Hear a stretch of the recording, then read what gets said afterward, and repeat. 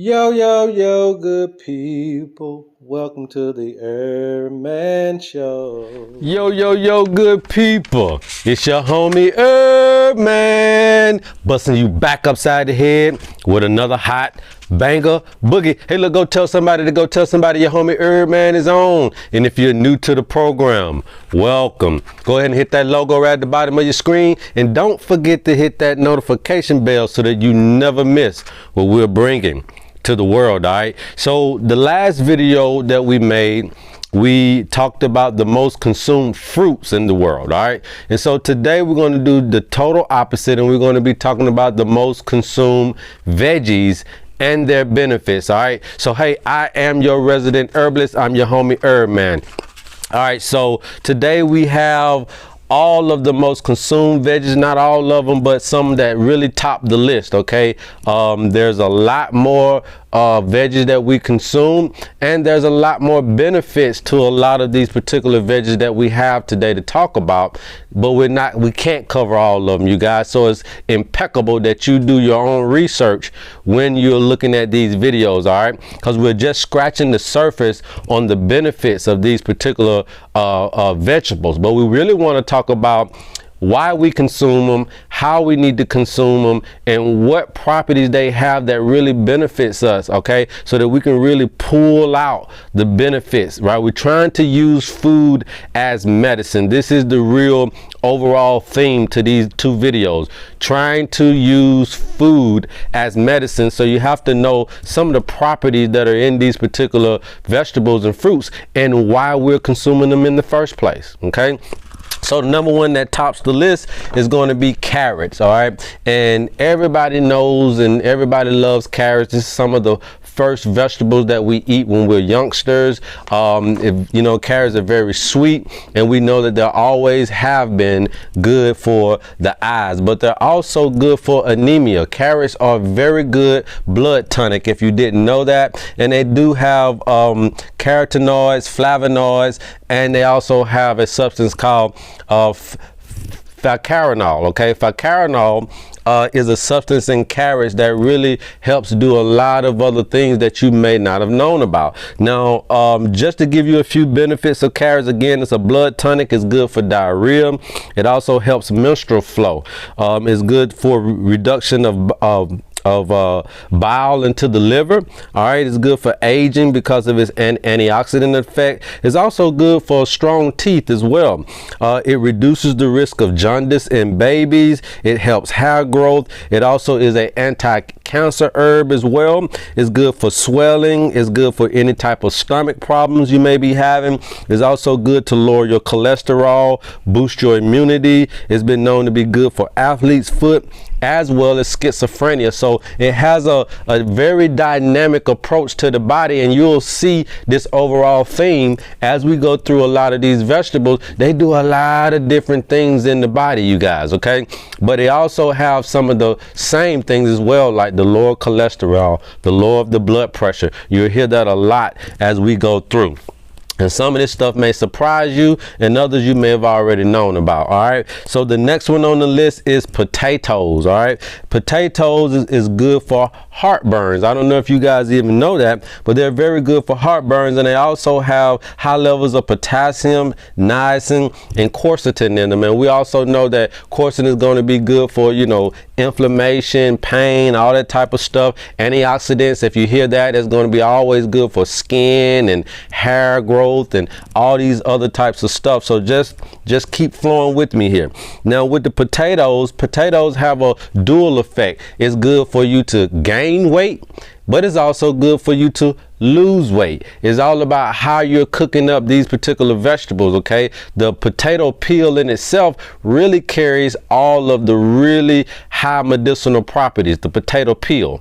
All right, so we got to make sure that we are consuming that peel when we really want to get the thrill out of the potato, if you get that. All right, so some of the other things that potato is good for is reducing bad cholesterol. It lowers the risk of heart disease. It reduces the production of uric acid in our bodies, which is very good. It prevents kidney disease and gout. It is a good remedy for UTI. So if you guys didn't know that, if you're dealing with urinary tract infections, try potatoes. All right, it's very good at it's also good for hypertension. It improves cognitive ability. Okay, so if you're looking for something to help you, get that brain functioning up to par, potatoes are good for that, you guys. It's good for reducing inflammation. It's good to alleviate rheumatism symptoms. It's also high in vitamin C, so it's going to be good for the colds and the flus and all these other types of things. And it also improves skin health as well. So again, it's all about the potato peel, but understand that this whole food here, when you eat this thing whole, it really provides you a dynamic approach to a lot of different healing properties for the body. So you really want to take that whole food in. All right, next on the list is onions. Okay, we all know that onions are very good for a lot of different things, but did you know that not only is it good for cancer, but it's also good for diabetes? All right, and it also has quercetin in there for the inflammation, potassium for good heart health, and it also is a prebiotic. Okay, if you didn't know that. Onions are also good for your blood circulation. All right, it also helps sweat. It also helps you sweat, which means that it will allow you to help you reduce fevers and colds and flus, and even draw out infections. Okay, bacteria and germs. It's very good for that. All right, it also helps you draw out toxins out of your body. Okay, it protects you from heat stroke as well. It reduces bad cholesterol. It lowers your risk of heart attacks, if you didn't know. Onion juice. Onion juice is good for sunburns. Okay, onion juice is good for sunburns. Onions also help relieve sore throat and cough, and it also helps oral issues as well. And one good thing about onions is it increases the libido, if you didn't know. So have you some good onions, but also the onion peel. The onion peel also has very high medicinal properties. So just don't pull that peel off, start to consume the peel. Just bite into that purple onion. Okay, just bite into it, wash it off real clean and good. Make sure everything is organic and it doesn't have all these pesticides, herbicides. You got to make sure that all these foods don't have herbicides, pesticides. These are all in this original good organic format without all of that stuff in it. These are the things that it will do. Now once you start growing mass produced and you got the herbicides, pesticides, obviously it lowers all of these particular healing properties and all of these particular vitamins and nutrients as well. Okay, so remember that all of these in its organic format.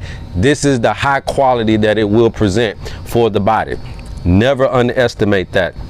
Okay, next on the list is broccoli. Okay, broccoli is very, very good for cancer. Okay, it has things in it like sulforaphane and CoQ10, and it also has what we call glucoraphanin. All right, glucoraphanin. Okay, glucoraphanin, which is also in the broccoli. Now what all of that is about? Well, broccoli is a good remedy for preventing heart disease, if you didn't know. It normalizes the blood pressure. It lowers your risk of high cholesterol. It removes the stress and tension from your blood vessels and allowing the blood to flow properly through it. It prevents stroke and heart attack. It promotes hair health as well because it strengthens your hair follicles. It helps eliminate waste and toxins. It reverses the effects of sun damage, if you didn't know that. Also, due to antioxidants, it's also good for aging. It reduces the risk of skin cancer. It's good for bone health as well. It prevents osteoporosis. It neutralizes stomach acid. It's good for iron deficiencies. So all of the ladies out there, if you're dealing with iron deficiencies, or all the people who are dealing with anemia, then broccoli is going to be a very good go-to cruciferous vegetable that you can utilize to help heighten your iron. Okay, it regulates oxygen in the blood. It reduces the risk of neurological effects in babies and allergic reactions that we may have. Okay, so broccoli is very good. It has a lot of different things. Obviously, we know that CoQ10 is going to be good for the heart, and the sulforaphane is good for dealing with a lot of different cancers in our bodies. So that's why you see cancer right here when you're dealing with the broccoli. Okay, now the next on the list is spinach. All right, spinach is good for the eyes. I'm pretty sure a lot of people didn't know that, okay? Spinach also contains iron, high levels of iron, vitamin K for the bones, and beta carotene, okay? And this, again, this just to name a few. Spinach is very good natural detoxifier, okay? It also is good for strengthening your muscles, if you didn't know that. All right, it improves bone health, it combats fatigue in the body. Spinach also promotes cardiovascular health. All right, it reduces the level of free radicals, it reduces inflammation, it lowers high blood pressure, it's good for eye health, as we've mentioned before, and it's very good for memory loss, and it's very good for preventing dementia. So if we're having a lot of our elderly out there that are going through that particular phase, then start to introduce broccoli, and especially broccoli sprouts, into their diet, and that will start helping out with some of this cognitive things that are going on in our later stages of life, okay? And it's also good for, it's also going to be a great food to eat during pregnancy. So when you're talking about the broccoli and the spinach, they're very good for ladies who are conceiving or who are trying to conceive, okay? You want to get these two into your diet as soon as possible. Now, mushrooms here is a very, broad thing, but the common mushroom that we tend to eat, this is what we're talking about, okay? And that's the Cremini mushroom, all right? Now, mushrooms are always going to be good for cancer, all right? And it has selenium in there, vitamin D, zinc, just to name a few, okay? I can't put everything on here that all these things are good for and what all they have in them. But just to name a few, selenium, vitamin D, and zinc, and we already know that those three are going to be very good for cancers, all right? Very good for building the blood, making sure you have good immunity, all right? So, again, it's good for tumor growths. Mushrooms are going to be good for your circulatory system.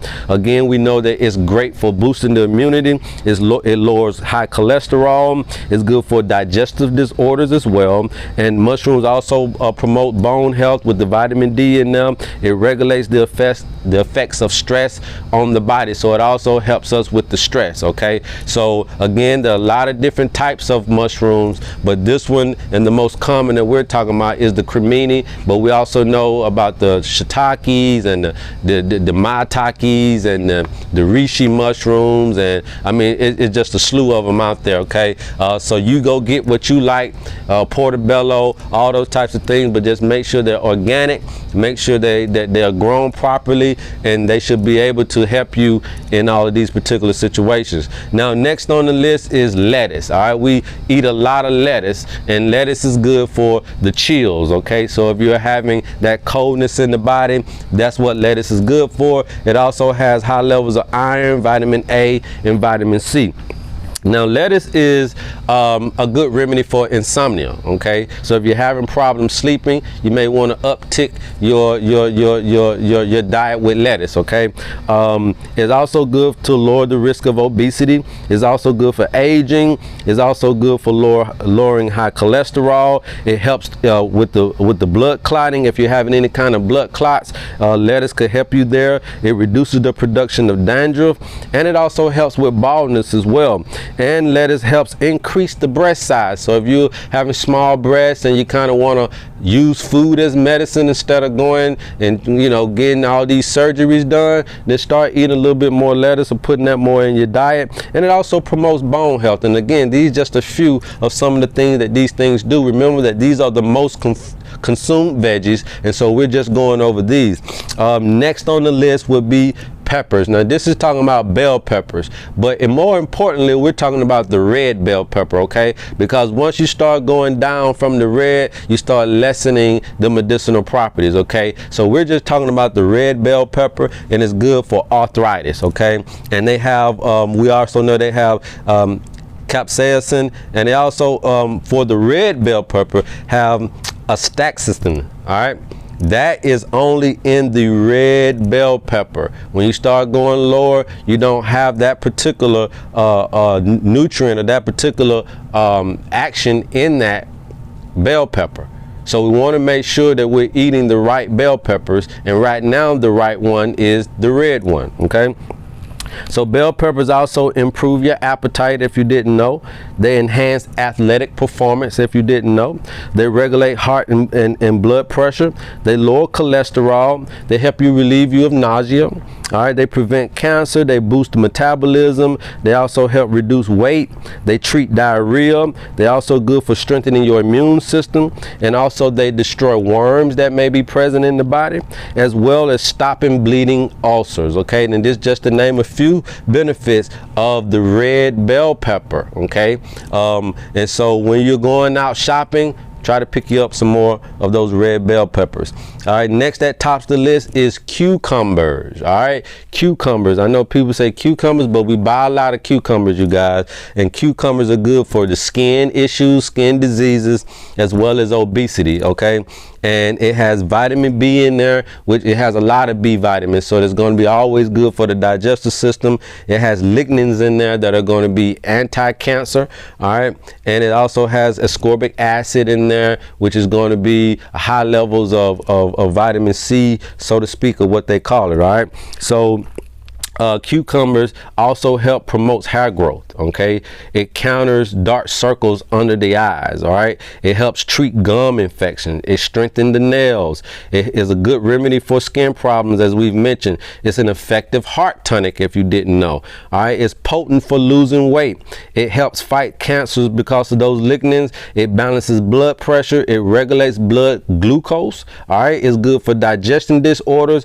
It heals peptic and duodenal ulcers or duodenal ulcers. All right, which are going to be very good because right at the beginning of that, where the acid leave the stomach and go into the duodenum, that's where your pancreatic juices start to go. All right, and right there in that pocket could really start to formulate ulcers. And so that's very good to know about that particular vegetable, so that you'll know you can use that if those things are happening to you.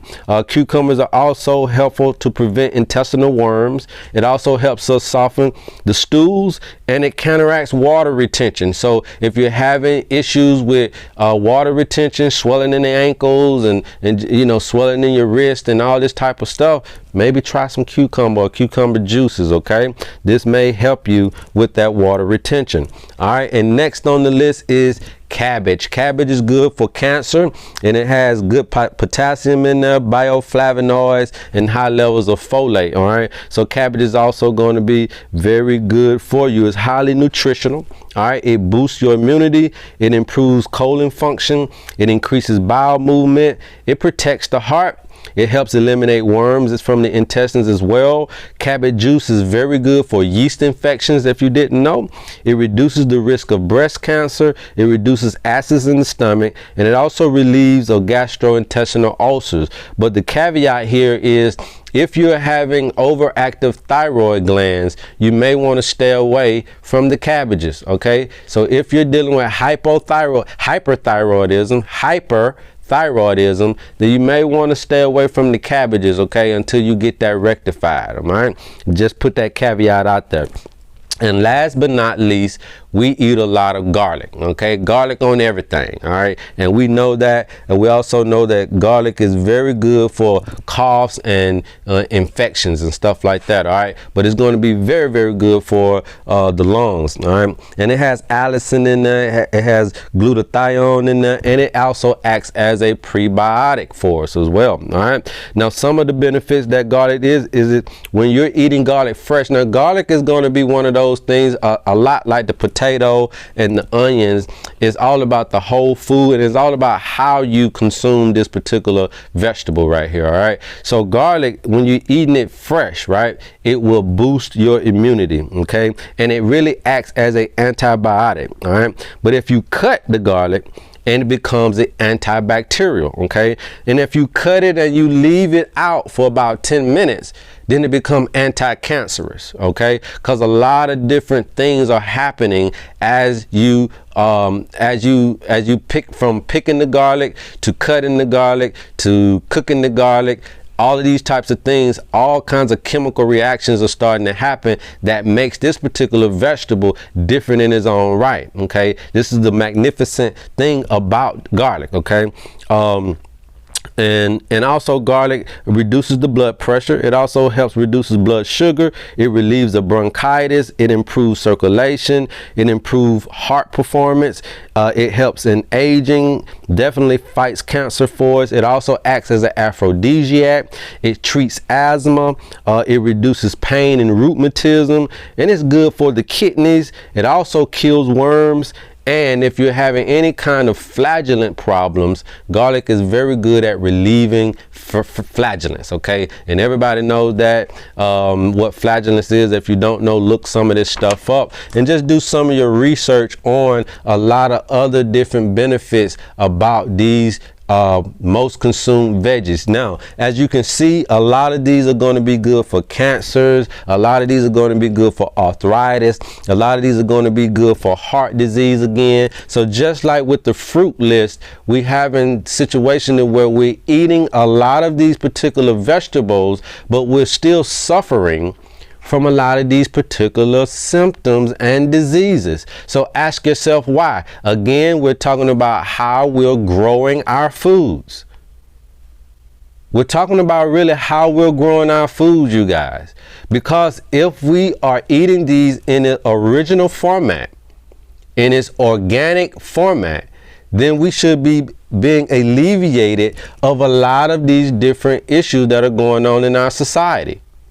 Okay, these are the most consumed in the world. So it's not just pertaining to America. You know, everybody is cooking with these things for the most part, all across the world. Everybody is eating the same fruits and some of the same vegetables all across the world. And we're still suffering from heart disease, from cancers all across the world. So what is the problem if these are the most consumed fruits and vegetables and they have these medicinal properties? Then why are we getting sick? That is the number one question that you should be asking yourself when you're watching this video and the video that I made before this. Why are we getting sick, man? If you're telling me that this is all we're eating for the most part and this is all we're consuming, then why are they not healing us? It's because we're not growing them ourselves. Point blank, bottom line. And when we start getting back out into understanding what a job is, what work really is for us, right? You can kill two birds with one stone. If you grew your own food, there was no need to exercise. If you grew your own food, then really, why do you need to work? You're working to eat. Okay? You're working to eat. So if you grew your own food, you killed two birds with one stone. Also, if you grew your own food, now you turn your kitchen into your hospital. So you don't have to go anywhere. Because growing your foods properly, putting them in the ground and allowing these things to grow properly, you get all the maximum benefits from these things. And now when you cook them or when you're eating them fresh, now they're producing all the high quality medicinal properties for you. And so now you just turn your kitchen into your hospital. Now you just turned your food into your medicine. Now you just turned your work, you see that? Into your reason for being, right? Your reason for being. And so we're living in this fast-paced life and we're being sucked into fast food, fast processed everything, and therefore we're becoming processed human beings. And we don't realize that it is diminishing the effects of the very substance that we all partake in every day. And it's our food. And you can't substitute for that. Pills and drugs can't substitute for really what these things can do for us. Even on the herbal side of things, you know, growing herbs still requires us to grow them in the ground. So we're mass producing echinacea and golden seal, and we're mass producing all these particular herbs, then they're being hit with the same things that the fruits and veggies are being hit with. And now you're leaving yourself with half-ass vegetables, half-ass fruits, and half-ass herbs. What are you going to do then? So this is really a wake-up call to us, you guys, to understand exactly what are we trying to do for the future of our society and the future of humankind. Because if we don't understand our true reason, our true roles and responsibilities as male and female here and as protectors of this particular environment, then we already failed the test. You're trying to find your reason for being in all these other areas, and you don't even know really your roles and responsibilities as just the male and female species on the planet Earth. It is to protect.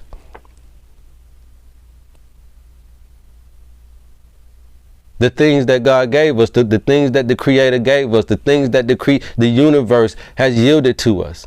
And we're not doing a very good job at it. We're trying to find our being and our reasoning and a whole lot of other stuff that really don't mean us no good when all three of these things fail us. How long do you think you can live before you get rich? You have to have health. You have to have health. So I hopefully this hits you. And if not, then pass the video on to another friend.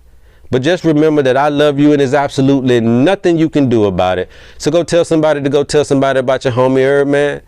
And until next time, love HERBMAN. Yo, yo, yo, good people. Welcome to the HERBMAN Show.